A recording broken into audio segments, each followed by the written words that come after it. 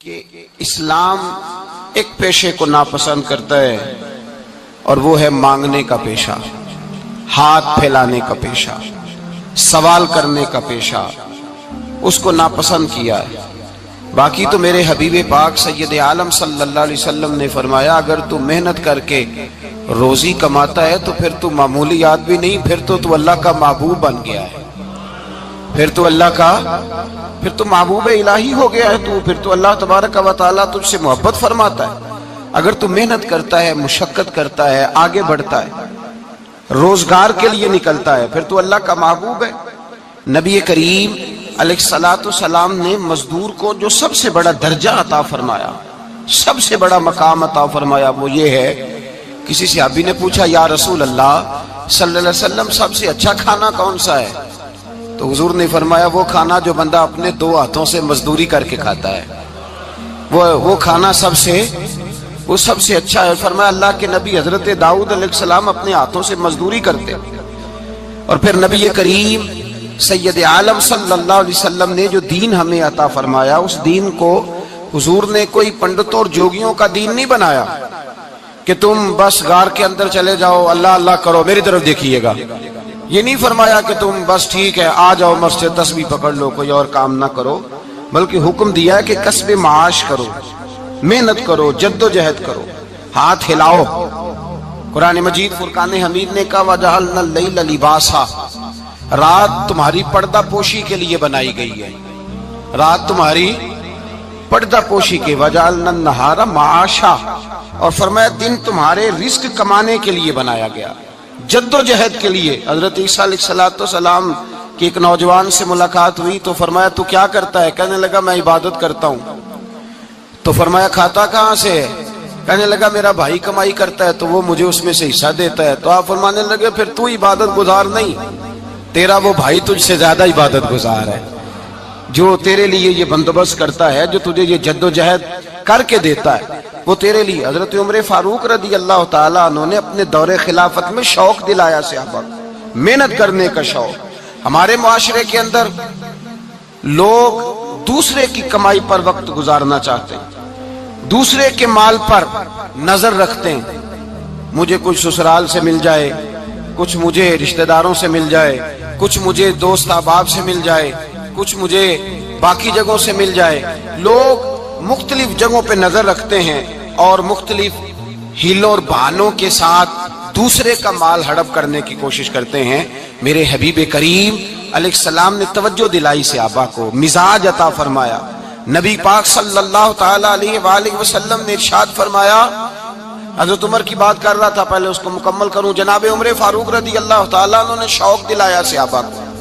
تو ایک دن آپ گزر رہے تھے تو ایک صحابی وہ درخت لگا رہے تھے، اپنے ہاتھ سے درخت لگا رہے تھے۔ تو حضرت عمر فاروق رضی اللہ تعالیٰ عنہ نے دیکھا تو دیکھ کر فرمانے لگے تجھے مبارک ہو، تجھے فرمایا اللہ تبارک و تعالیٰ تیری عزت بھی بڑھا دے گا اور تیری محتاجی بھی دور فرما دے گا، اس لیے کہ تو محنت کر رہا ہے، تو جد و جہد کر رہا ہے، تو اپنے ہاتھ سے کوشش کر رہا ہے، اللہ تبارک و تعالیٰ تیرا رزق بھی بڑھا دے گا اور اللہ تیری عزت میں بھی اضافہ کرے گا۔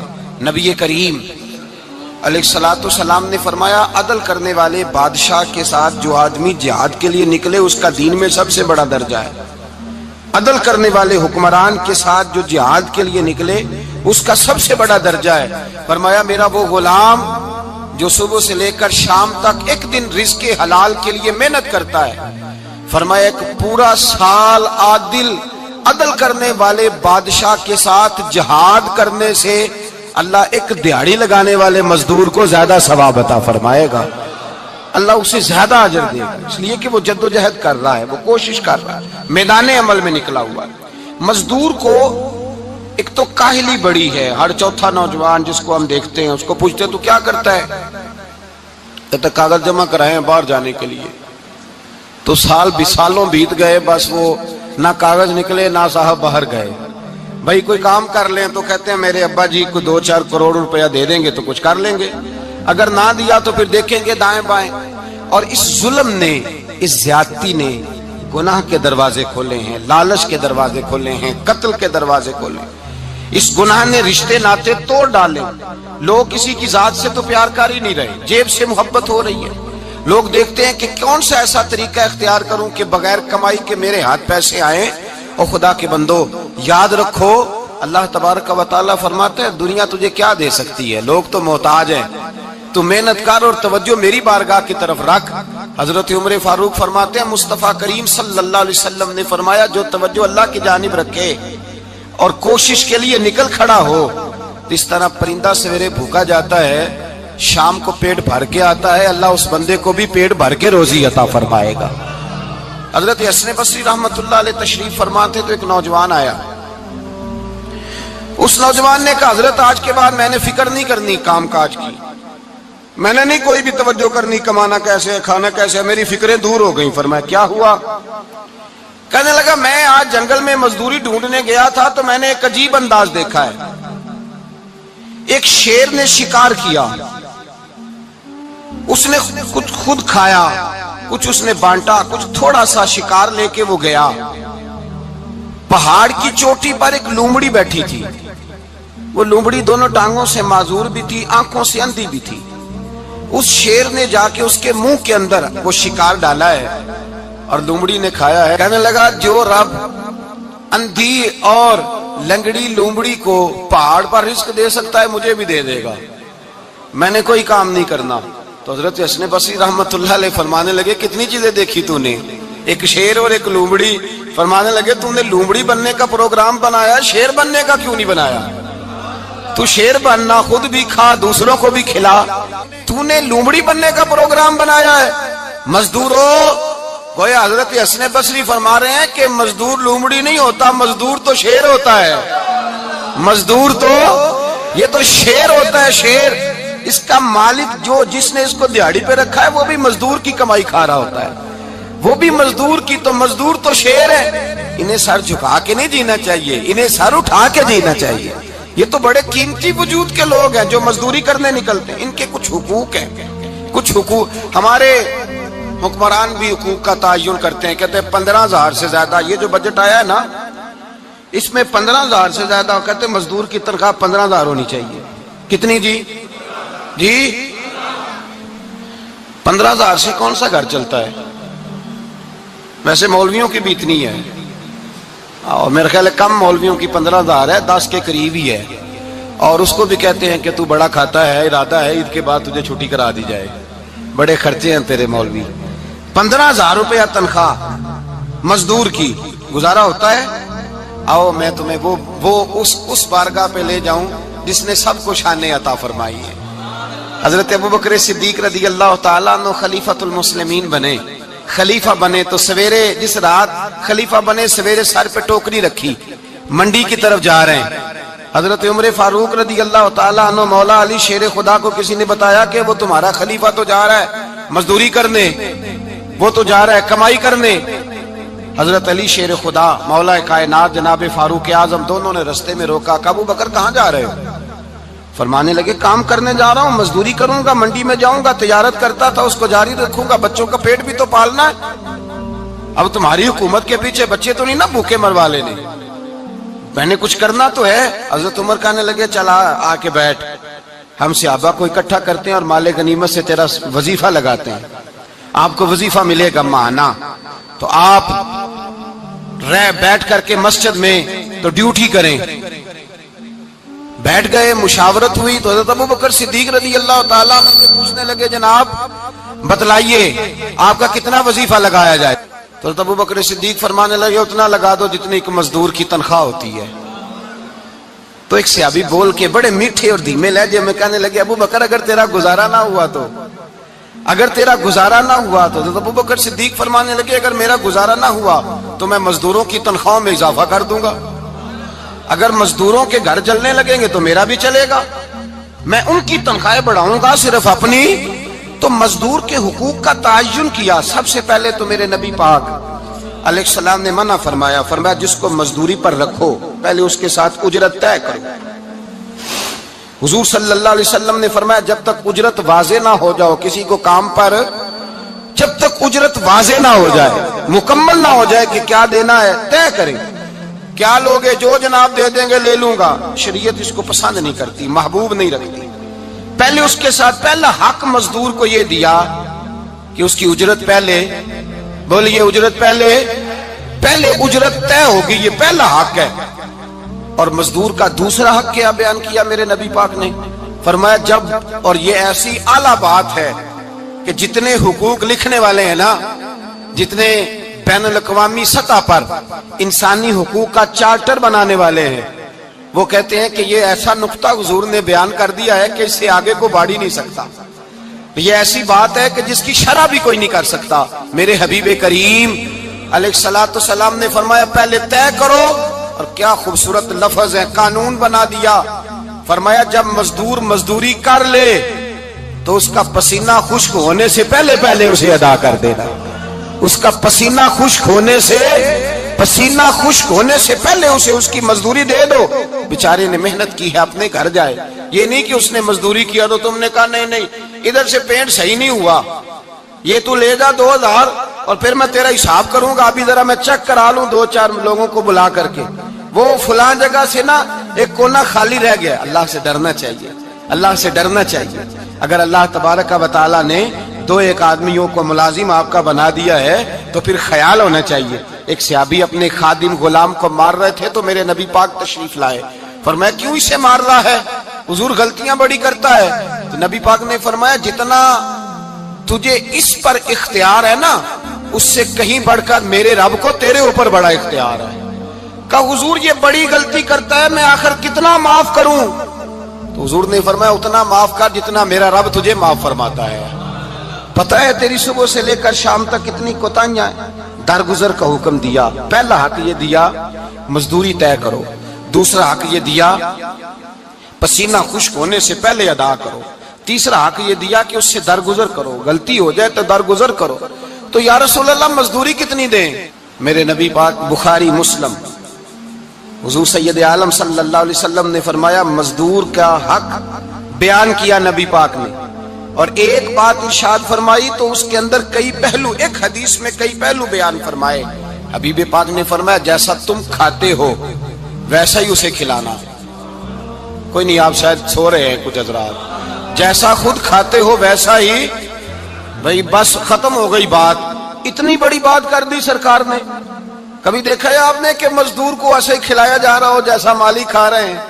حضور نے فرمایا بھئی مزدوروں کا حق یہ ہے کہ جیسا تم نے کھانا ہے ویسا اسے کھلانا ہے، اور فرمایا جیسا تم نے پہننا ہے ویسا اسے پہنانا ہے۔ اور پھر میرے حبیب کریم علیہ الصلوۃ والسلام نے ارشاد فرمایا اس کی ہمت سے بڑھ کر تم اس پر بوجھ نہیں ڈال سکتے، جتنا کام وہ کر نہیں سکتا اتنا تم اسے دے نہیں سکتے۔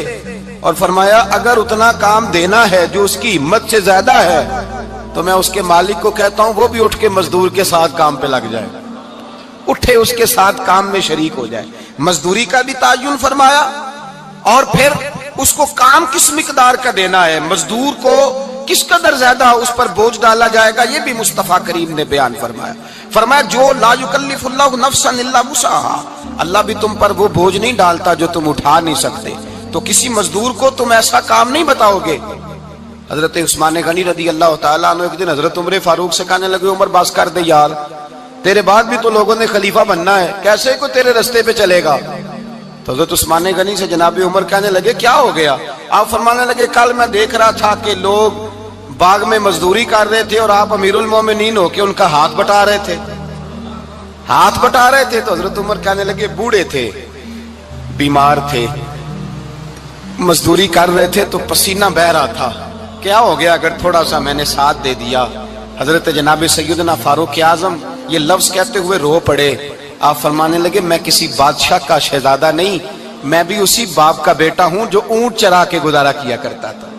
میں نے آگے بڑھ کے لوگ حیثیت بھول جاتے ہیں، اپنی حیثیت بھول جاتے ہیں۔ اللہ تبارک و تعالیٰ جب کچھ عطا کرتا ہے ان کا رویہ اپنے ماتحتوں کے ساتھ اتنا سخت اور جابرانہ آمرانہ ہو جاتا ہے، اس قدر زیادہ ان کے لب و لہجے میں کڑواہٹ آ جاتی ہے، اس قدر زیادہ ان کی طبیعتوں کے اندر سختی اور غرور بھر جاتا ہے کہ وہ احساس ہی نہیں کرتے کہ جو سامنے بیٹھا ہے وہ بڑا ایک دکھی انسان ہے اور وہ تکلیف میں ہے، وہ آزمائش میں اپنے آپ کو مبتلا سمجھ رہا ہے۔ حضرت ابو ذر غفاری رضی اللہ تعالیٰ عنہ فرماتے ہیں میں اپنے ماتحتوں کے حق میں بڑا سخت تھا، سخت تھی میری طبیعت، میرے غلاموں کی جرت ہی نہیں تھی کہ وہ میرے سامنے گفتگو کر سکیں اور ٹھہر بھی سکیں۔ فرماتے ہیں جس دن میں کلمہ پڑھنے گیا، جس دن میں حضور کی بارگاہ میں، تو میں نے کہا حضور کوئی خاص نصیحت؟ تو نبی پاک نے فرمایا میری نصیحت تیرے لیے یہ ہے کہ جیسا تو نے کھانا ہے ویسا ہی غلام کو کھلانا ہے، جیسا تو نے پہننا ہے ویسا ہی غلام کو پہنانا ہے۔ حضرت ابو ذر کہتے ہیں جو میرے اندر کمی تھی وہی میرے نبی نے نصیحت کر دی، جو میرے اندر کوتاہی تھی وہی غیب جاننے والے رسول نے بتلا دی۔ فرماتے میں گھر گیا، جب میں جاتا تھا تو ملازموں کا سانس خشک ہو جاتا تھا، وہ کانپنے ہانپنے لگتے تھے کہ جانے اب یہ کیا کرے گا۔ حضرت ابو ذر غفاری فرماتے میں گیا، ایک شخص سے میں نے کہا کھانا پکاؤ، کھانا پکایا، دسترخوان پہ لگایا اور اپنے سارے ملازموں کو کہا آؤ یار میرے ساتھ بیٹھ کے روٹی کھاؤ، آؤ سارے میرے ساتھ بیٹھ کے کھانا کھاؤ۔ فرماتے انہوں نے کھانا کھایا، پھر میں ان کو بازار لے گیا، جیسے کپڑے میں پہنتا تھا ویسے ہی میں نے ان کے لیے بھی خریدے۔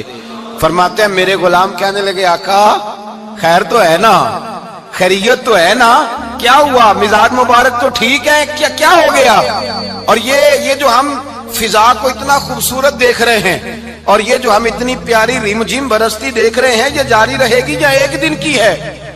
تو حضرت ابو ذر غفاری رو پڑے، کہنے لگے اب تمہیں ابو ذر غفاری بدلا ہوا ملے گا، اس لیے کہ اب میں وہ نہیں رہا، اب میں رسول اللہ کا کلمہ پڑھ کے غلام مصطفیٰ بن گیا ہوں، اب میں بدل گیا ہوں، میری طبیعت بدل گئی۔ غلاموں کے حق میں حضرت مولا علی شیر خدا غلام کو لے کر کے گئے دکان پر، حضرت مولا علی غلام کو لے کر گئے کپڑے کی دکان پر، 2 جوڑے خریدے، ایک کم قیمت کا ایک زیادہ قیمت کا، ایک کم قیمت کا ایک زیادہ قیمت کا، 2 جوڑے خریدے۔ جب واپس لوٹے تو غلام سے کہنے لگے تو اپنا لے لے۔ غلام کو پتا تھا کہ اس زمانے میں ہوتا کیا تھا، اس نے کم قیمت کا جوڑا اٹھایا۔ حضرت علی فرمانے لگے عجیب آدمی ہے، یہ تو تیرا نہیں، یہ تو میرا ہے۔ اس نے کہا حضور کس طرح سے؟